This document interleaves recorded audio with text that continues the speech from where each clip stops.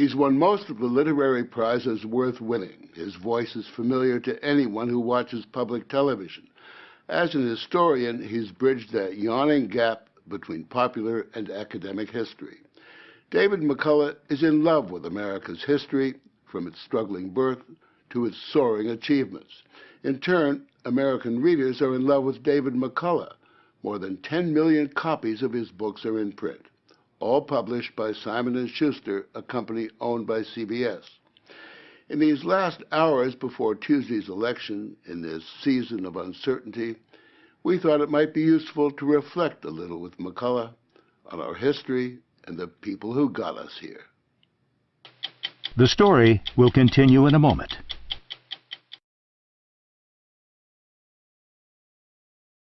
We are an optimistic people by nature, and we've always had reason to be optimistic. We also have always had reason to think we're a nation in decline. That's nothing new about that. You could go back and read the letters of Henry Adams written in the 19th century, and the country was just going to hell. And still is. I grew up in a Republican family, and the night of the '48 election, I couldn't stay awake. So next morning I got up, and my father was in the bathroom shaving, and I said, Dad, who won? He said, Truman. Like it was the end of the world. Well, 30-some years later, I was back home, and he was telling me all about how the world's going to hell and the country's going to hell, and I'd heard this so much in my life. And then he paused and he said, too bad old Harry isn't still in the White House. and that's what we want, is somebody who will address the problems and do things that aren't popular. David McCullough's books have all come from a machine invented about the time Abe Lincoln was president. Some of you may recognize it as a typewriter. I bought it when I was embarking on my first book in the early 1960s. He calls this World Headquarters, an 8-by-12-foot sanctuary in his backyard on Martha's Vineyard in Massachusetts. Why do you use this as opposed to a computer? I can't press the wrong button and eliminate a month's work. From his trusty Royal have come books about the Johnstown flood, the Brooklyn Bridge, the Panama Canal, and the Revolutionary War, and biographies of 3 presidents, John Adams, Teddy Roosevelt, Harry Truman. The only way to teach history, to write history, to bring people into the magic of transforming yourself into other times is through the vehicle of the story. It isn't just a chronology, it's about people. History is human. Jefferson, when in the course of human events. Human is the operative word there. And human rhymes with Truman, the unlikely victor in that presidential election McCullough slept through as a teenager. Every candidate running for any office ought to study the Harry Truman 1948 campaign. I think what's important about it, he ran by being himself. And he said, I'm going to go out there and say what I mean. Can you imagine a politician taking that as his approach? And people loved it. The papers, the pundits, all agreed Truman didn't have a chance against Tom Dewey. Even when Truman started drawing big crowds campaigning by train. It was the first time any president had ever done that. He would pull into these little stops where nobody would ever stop and give a talk. I'm coming out here so you can look at me and hear what I have to say, and then make up your own minds as to whether you believe some of the things that have been said about your president. He wasn't smooth. He wasn't glib. He just talked straight. He said, I'm going to go out there and give him hell. And later on he said, I didn't give him hell. I just told them the truth, and they thought it was hell.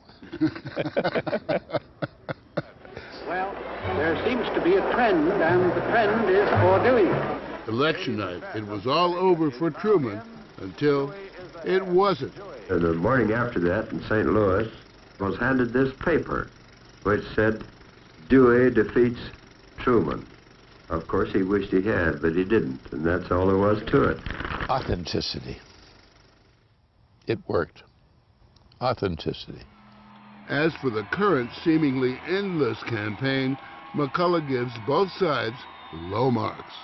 The shame of it is they're spending all this unconscionable amount of money, and what is it producing? A not very good show. Well, it's schoolyard squabbles. Imagine the quantity of words that are being produced. And you think there's anything that's going to stand the test of time in there? I haven't heard it yet. We should demand more of them. We should get to be like people who go to the theater all the time or go to symphony all the time, and they know a punk performance when they see one and don't like it. That's the way we should be. But if you think negative campaigning has hit a new low, McCullough would remind you of the presidential election of 1800, when Thomas Jefferson beat John Adams. The mudslinging in that campaign brutal makes today's look quite tame. Well, Jefferson was paying a slander specialist, a journalist, to go after Adams, and writing that he was mentally unbalanced, he was a hermaphrodite, all these things. And hermaphrodite. Yeah. The Adams camp fired back, saying if Jefferson were elected, murder, robbery, rape, adultery, and incest would sweep the land. A gentler time? Hardly. It was rough and tough. When Adams was vice president presiding over the House of Representatives, they went at each other on the floor with fire tongs. They grabbed the fire tongs off and kept hammering each other. Imagine how that would look on the nightly news. In the long history of this country, who was the greatest president? George Washington was our greatest president in that he set the standard. And he had no example to go by. If he had been a fool or a self-indulgent, lazy glory hound, it could have been disastrous.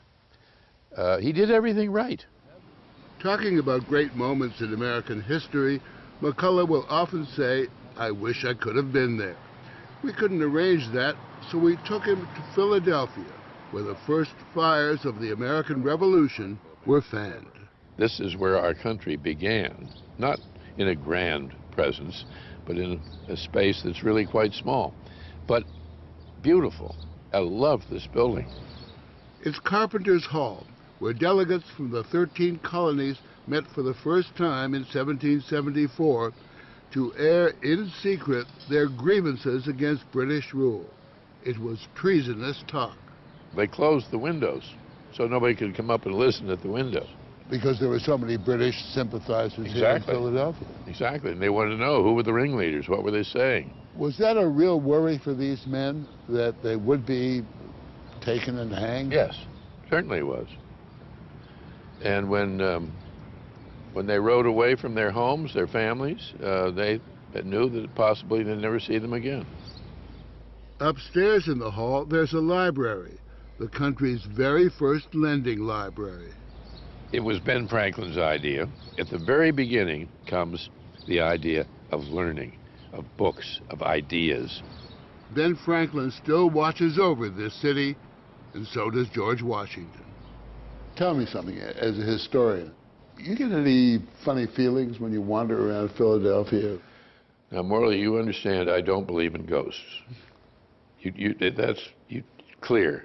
Okay. But at night, walking up Market Street or Chestnut Street, going past where they all lived and convened, gets very quiet. I know that they're here. They really, you feel it. You feel it. You walk around at night, walk over to the cemetery at Christ Church just up the way here. You'll feel it.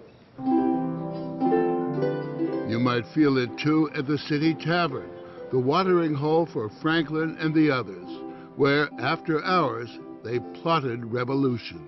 This is the place where George Washington and John Adams first met. This was the hangout, and it was loud, it was lively.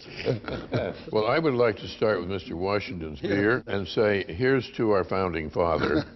The beer is from Washington's own recipe, and you wonder, looking at the examples of colonial cooking from Chef Walter Stabe's kitchen, how the Founding Fathers ever got up from the table. Fried oysters, beef pie, mushroom toast. Thomas Jefferson served it often. Washington's West Indies pepper pot soup, supposedly fed to the troops at Valley Forge. Fried tofu, first introduced here by that early hippie, Ben Franklin.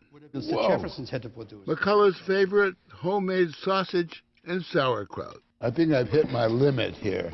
Taste a little bit. And finally, Martha Washington's orange cake.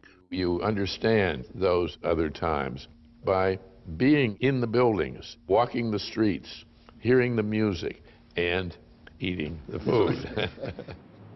It's a walk of just a few short blocks from the City Tavern to the most revered site in Philadelphia, the old Pennsylvania Colonial State House, Independence Hall, where in July 1776, the colonies, already at war with Britain, voted on making the final break.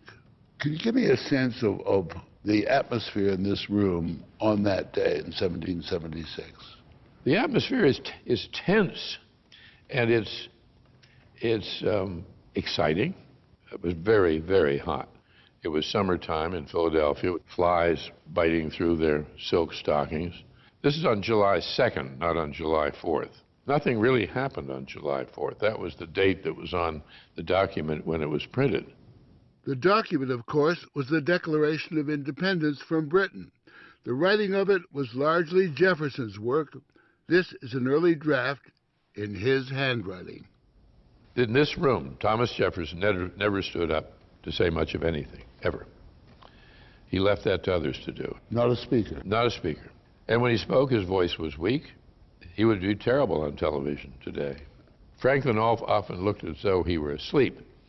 And his admirers and friends said he thought if I look like I'm asleep, people might say things they wouldn't say in front of me if I were awake. Adams was short and stout and cranky and abrasive, but honest and courageous, and he had great humor. To those still wavering, John Adams' speech turned the tide. It was delivered during a thunderstorm, an hour long, but carrying a short message. Adams insisted now was the time, now was the time. Whether you celebrate it on the 2nd or the 4th of July, John Adams also spelled out how it should be observed. It ought to be solemnized with pomp and parade,